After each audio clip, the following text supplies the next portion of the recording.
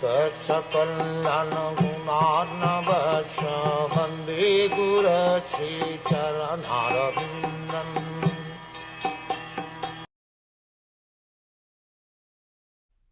The impersonal feature of the Lord is the abode of great oceans, and his belly is the resting place for the materially annihilated living entities.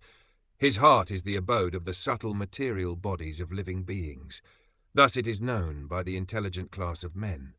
In the Bhagavad Gita, it is stated that according to human calculations, 1 day of Brahma is equal to 1,000 ages of 4 millenniums, 43 lakh years, each, and the same period is calculated to be his night also.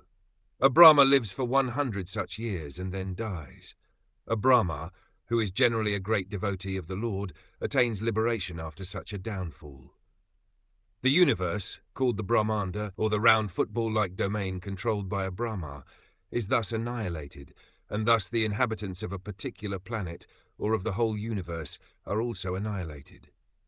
Avyakta, mentioned here in this verse, means the night of Brahma, when partial annihilation takes place and the living entities of that particular Brahmanda up to the planets of Brahmlok, along with the big oceans, etc., all repose in the belly of the Virat Purusha.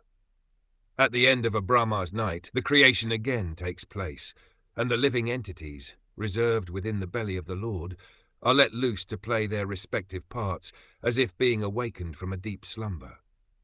Since the living entities are never destroyed, the annihilation of the material world does not annihilate the existence of the living entities. But until liberation is attained, one has to accept one material body after another, again and again. The human life is meant for making a solution to this repeated change of bodies and thereby attaining a place in the spiritual sky, where everything is eternal, blissful, and full of knowledge.